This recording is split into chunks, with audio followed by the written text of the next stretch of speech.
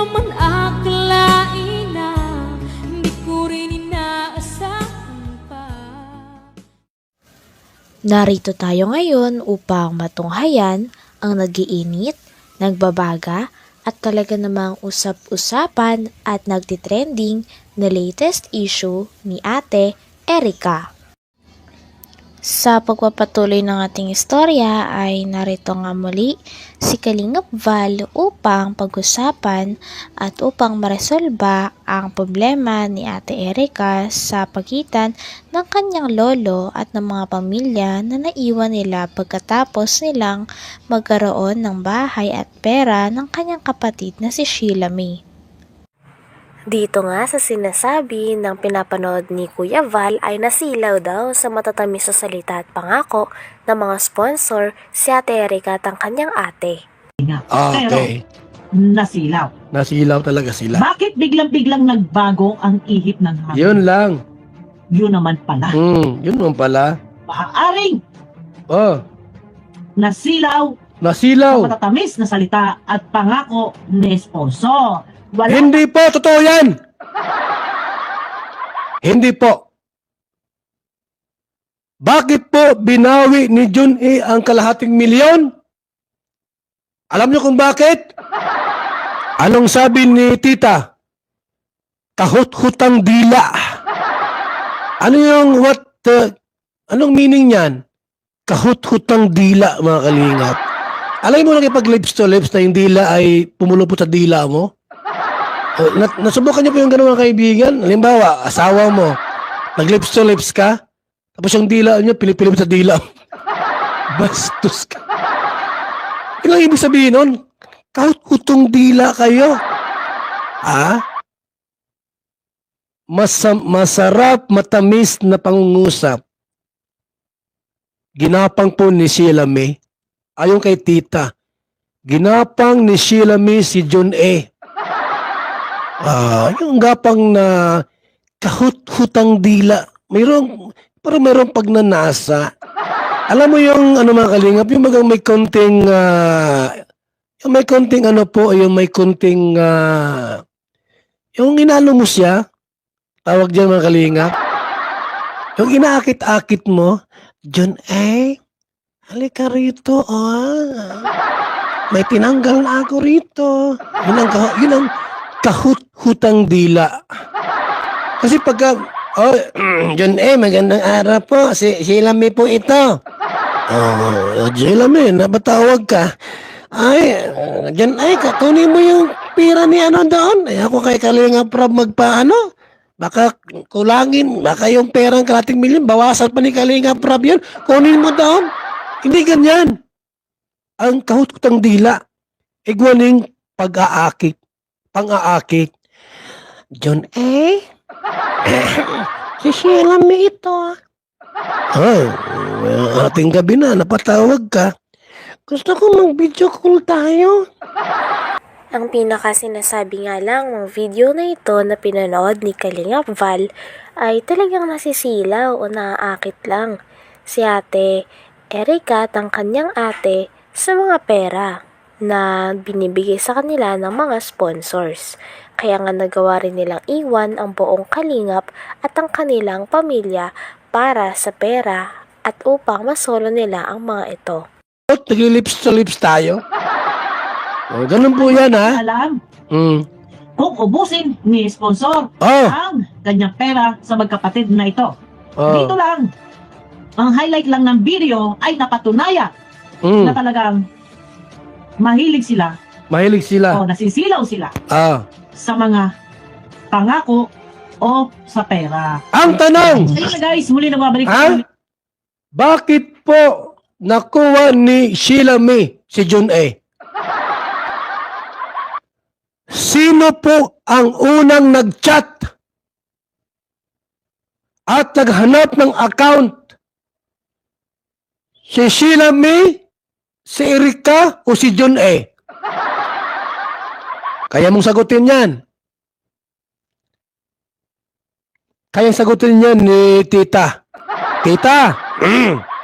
Huwag kang lumapit kay Kapitong Ski. Yo, Jesus! Huwag kay Kapidongski. Wala man yung... sa akin mo ilahad-lahat. Tita, para malaman natin yung buong kwento. Sino po ang nag-reach out? Si John A. o si Sheila May o si Erika? Bakit po nalaman nila ang isa't isa? Di mo pwede si Kalinga Prab. Nasabihin ni Kalinga Prab, Erika, o ito si John A. I-add mo sa Facebook mo. Di mo pwedeng ganon. It's against the rule na yung beneficiary pa magkaroon ugnayan sa sponsor. Bawal yan. Direct. Na yung sponsor po magdirekta doon sa beneficiary, bawal po yan. Matik po, alisin namin sa Kalingap yan. Bawal po yan. So, ibig sabihin po, sino kaya yung unang nag-reach out? Baka hinahanap ni John A. si Erika?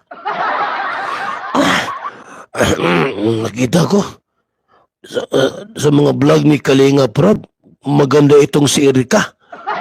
Hoy, hindi maganda si Erika. May itsura lang. Nakita ko yan sa personal. Sus! May itsura. Pero hindi maganda po. Dahil sa nangyari na sabuatan nila Ate Erika at ng malaking sponsor na binawi ang pera kay Kalinga Prab na dinonate niya na si Sir John A, ay nagtataka ngayon si Kalingap Val. So, sino nga ba ang pinakaunang nag-reach out sa kanilang dalawa? Si Sir John A kayang nag-reach out kila Ate Erika dahil may gusto siya dito? O baka naman sila Ate Erika at ang kanyang kapatid dahil nangangailangan sila ng pera? Sponsor, bawal yan. Direct. Na yung sponsor po magdirekta doon sa beneficiary, bawal po yan.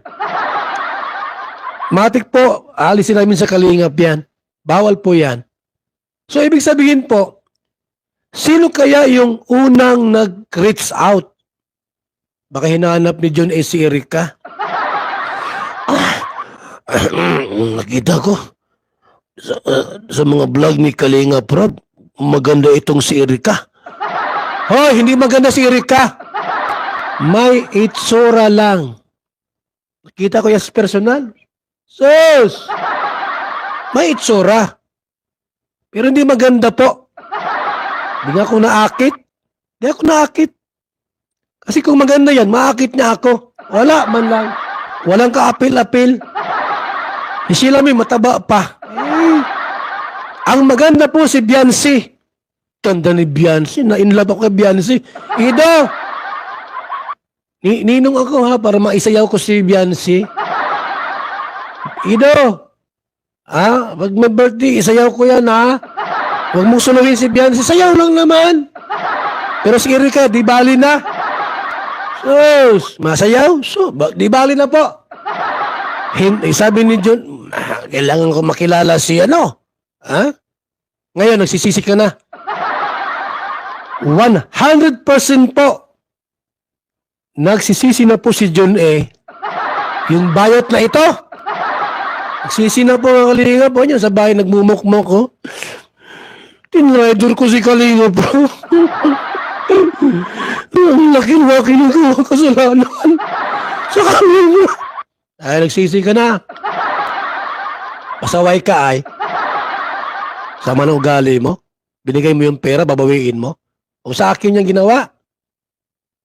May resibo oh. Yan oh. Resibuhan kita. Never mo nang mababawi ang pera mo. Never na never po. Wala ka na, sorry na lang. Ito, si Bupil, mga Kalingap. Ayun na guys, muli na mabalik po ang inyong lingkod. Ayan, isang sapat na ebidensya.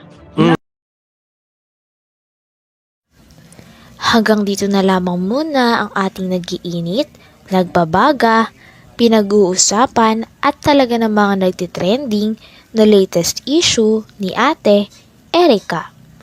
Maraming salamat sa inyong panunood. Hanggang sa muli. Bye!